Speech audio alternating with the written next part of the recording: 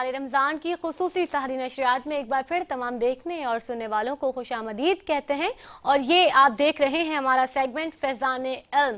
ہمارا جو سلسلہ ٹوٹا تھا اس کو دوبارہ جوڑتے ہیں، لیکن اس سے پہلے آج کیونکہ ہم 12ویں سیری اختیار کر چکے ہیں اور الحمدللہ 12واں روزے میں ہم داخل ہو چکے ہیں۔ یہ رمضان المبارک اللہ پاک کا جو بابرکت مہینہ ہے، یہ جتنی جلدی آیا ہے ایسا لگ رہا ہے کہ ہمارے ہاتھوں سے اتنی جلدی جا رہا ہے۔ بہت ہی جلدی سے یہ 12 دن، یہ 11 دن گزر گئے ہیں اور 12ویں دن میں ہم داخل ہو گئے ہیں۔ اللہ رب العزت سے دعا ہے کہ عافیت کے ساتھ ہمیں باقی روزے بھی عنایت فرمائے، آمین آمین۔ اور اب ہم چلتے ہیں ہمارے علماء کرام کی جانب، کیونکہ آج علماء کرام میں جو پینل ہمارے ساتھ موجود ہے اس میں ہمارے ساتھ علامہ سعد خان صاحب موجود ہیں، اس کے ساتھ علامہ الیاس شاہ صاحب موجود ہیں۔ ان سے گفتگو کا سلسلہ اور معلوماتی سلسلہ جو تھا اس کو دوبارہ سے جوڑتے ہیں، اور آج کا ہمارا جو موضوع ہے وہ معاشرے میں پھیلتی ہوئی بڑھتی ہوئی برائیاں ہیں، تو اس کے بارے میں ہم جانتے ہیں کہ اس کے کیا اسباب ہیں، اس کی روک تھام کے لیے ہمیں ایسے کون سے اقدامات کرنے چاہیے جو ہمارے معاشرے کے لیے کارآمد ثابت ہوں۔ میں کیا کہتے ہیں، اگر آپ کی جانب آؤں علامہ سعد خان صاحب، میں جاننا چاہوں گی، کیونکہ ہم نے ابھی سود کے بارے میں جانا، چغلی کے بارے میں جانا، غیبت کے بارے میں جانا، لیکن ہم ہمارے یہاں پر ایک خیانت کے معاملے میں بھی ہم دیکھ رہے ہیں کہ بہت زیادہ معاملات آگے پیچھے ہمیں نظر آتے ہیں۔ ہمارے یہاں پہ تصور کیا جاتا ہے کہ جو خیانت کا معاملہ ہے وہ صرف اماؤنٹ یعنی کہ پیسے سے ریلیٹڈ ہے، ہم صرف اسی میں کر سکتے ہیں، لیکن کیا کسی سے مشورہ کرنا اور وہ جو غلط مشورہ ملتا ہے اس کی خیانت اور ان تمام تر چیزوں کے بارے میں کیا خیال ہے، رائے ہے آپ کا؟ بسم اللہ الرحمن الرحیم۔ بڑا ہی خوبصورت سوال ہے۔ اسلام میں جب بھی کوئی چیز، ایک بڑا آسان سا فلسفہ ہے، جب بھی چیز اپنی اصل سے ہٹ جاتی ہے تو وہ پھر کسی کو فائدہ نہیں پہنچتی۔ اصل کیا ہے؟ اصل یہ ہے کہ انسان کے کچھ طریقہ کار ہیں۔ جب میں کوئی چیز اپنے لیے پسند نہیں کرتا، جیسے میں نہیں چاہتا میرے ساتھ خیانت ہو تو میں کسی کے ساتھ خیانت نہ کروں، میں نہیں چاہتا میرے ساتھ جھوٹ بولا جائے تو میں کسی کے ساتھ جھوٹ نہ بولوں۔ اب آپ نے بات کی خیانت کی، صداقت کی، یہ ریلیٹڈ ہے، جیسے ٹرسٹ وردی، اور جب آپ رسول اللہ صلی اللہ علیہ وسلم کے اوصاف دیکھیں تو سب سے جو بلند اوصاف ہیں، یا جو سب سے پہلے جن کو آئیڈینٹیفائی کیا گیا سیرت طیبہ میں، وہ صادق اور امین ہیں۔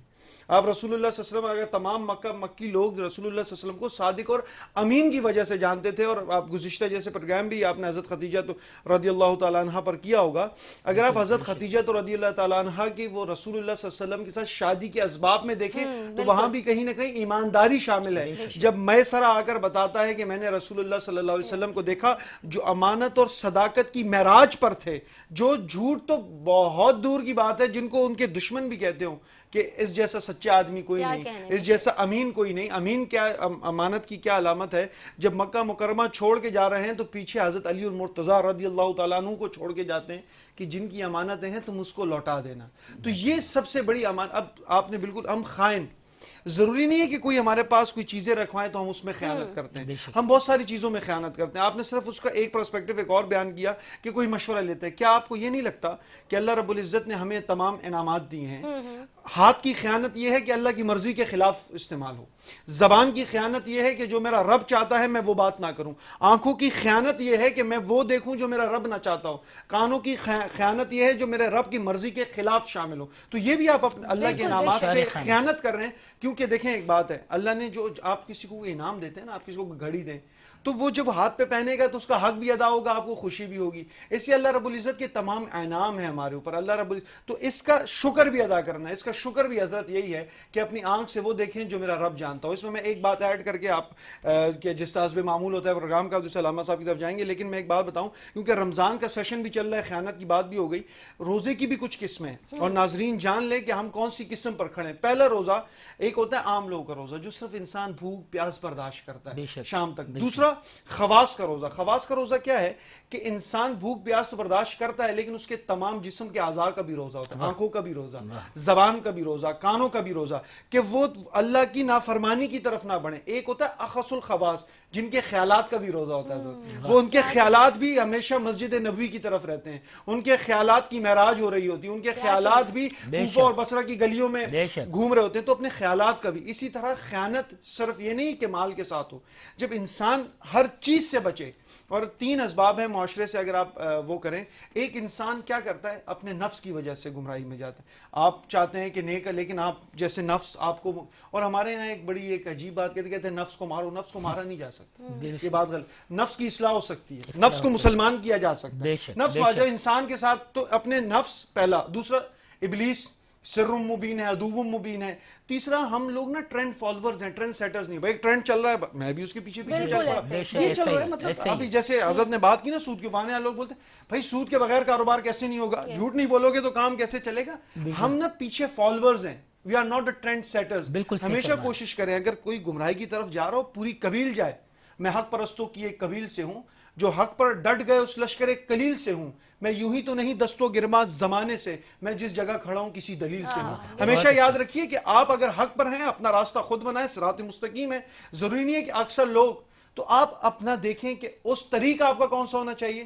طریق وہی ہو جو رسول اللہ صلی اللہ علیہ وسلم، طریق وہی ہو جو تمام اصحاب کا ہے، طریق وہی ہو جو اولیاء کرام کا ہے. اس راستے پر چلیں گے آپ ان تمام برائیوں سے بچیں گے. بہت خوبصورت بات. سلسلہ کلام جاری ہے اور میں محترم علامہ الیاس شاہ صاحب کی طرف آؤں گا. ہمارے یہاں آج کل آپ نے دیکھا ہوگا، میں کسی کا بھی نام نہیں لے رہا، اسلامی جمہوریہ پاکستان میں آنے والے ہر حکمران کی خواہش ہوتی ہے کہ یہ ریاست مدینہ ہو. دعوے بھی کیے جاتے ہیں، قولی طور پہ کہا بھی جاتا ہے، قول و فعل میں بہت تضاد ہے.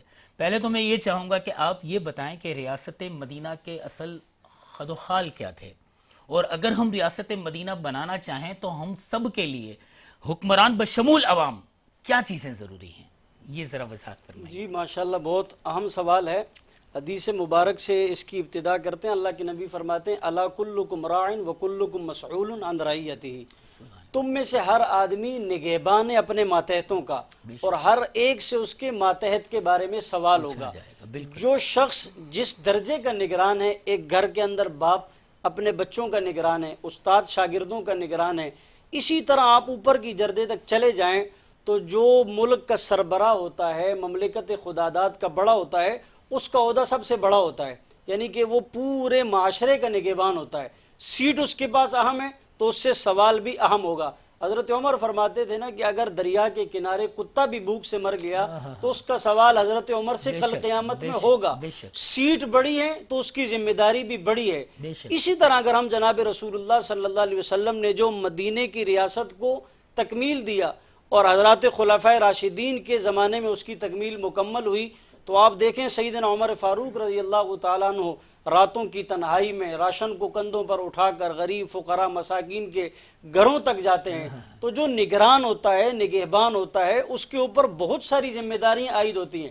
اور نگران اور نگہبان کو اپنے ماتحتوں کو بلا تفریق، یہ نہیں ہے کہ یہ میرا خاص ہے، یہ رشتہ دار ہے، یہ عزیز ہے، یہ دوست ہے، یہ میرا ہمسایہ ہے، پڑوسی ہے، اس کو میں زیادہ سے زیادہ اشیاء فراہم کروں اور اس کا خیال کروں، اور جو پرایا ہے، غیر ہے، جس کے میں ناواقف ہوں، اس کو تو بالکل ہی سراہا نہ جائے.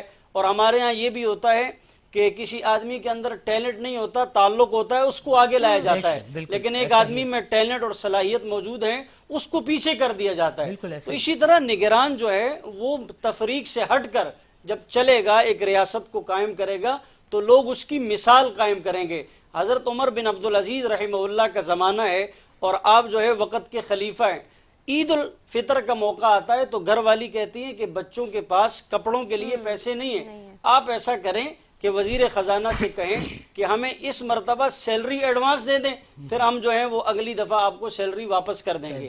حضرت امیر المومنین وزیر خزانہ کے پاس تشریف لے گئے اور اس سے یہ بات عرض کی. اس نے کہا میں آپ کو سیلری ایڈوانس دینے کے لیے تیار ہوں، مگر اس شرط کے ساتھ کہ آپ بتائیں کہ آپ اگلے مہینے تک زندہ رہیں گے. اگر آپ زندہ رہیں، آپ لکھ کر دے دیں تو میں آپ کو ایڈوانس سیلری دے دیتا ہوں. تو حضرت عمر بن عبدالعزیز نے وہ سیلری لینے سے انکار کر دیا کہ بھائی میں یہ سیلری نہیں لے سکتا، اس لیے کہ مجھے اپنی زندگی کا یہ ہے ریاست کا کردار، یہ ہے اپنے عملی جامے سے لوگوں کو بتانا اور لوگوں کے اندر بلا تفریق ان کے لیے خدمت کرنا، اور یہ بات بتانا کہ ہم نگہبان ہیں، نگران ہیں، اور ہم نے کل اس کا جواب دینا ہے اور ہم سے اپنے ماتحتوں کی پوچھ ہوگی. بہت خوب، بہترین جواب، بہترین گفتگو رہی آج. اور میں یہی کہوں گا کہ اے خاصان رسول وقت دعا ہے، امت پہ تیری آ کے عجب وقت پڑا ہے. اور یہ وقت کوئی اور نہیں لایا، اس کے ذمہ دار ہم خود ہیں، ہمارے اعمال ہیں. ہمیں اپنے اعمال کو درست کرنا ہوگا. ہم اللہ تعالیٰ سے اور دربار رسالت مآب میں لاکھ دعائیں پیش کریں کہ اللہ ہماری حالت صحیح ہو جائے، ہم ٹھیک ہو جائیں. کچھ ممکن نہیں ہے، کیونکہ اس دعا کی قبولیت کے لیے دوا ہمارے اپنے ہاتھ میں ہے. ہمیں یہ دوا کے کڑوے گھونٹ پینے ہوں گے، ہمیں اپنے نفس کو زیر کرنا ہوگا. معاشرتی برائیاں صرف اسی صورت میں ختم ہوں گی، کیونکہ حال ہی کہتے ہیں کہ خدا نے آج تک اس قوم کی حالت نہیں بدلی، نہ ہو جس کو خیال اپنی حالت آپ بدلنے کا.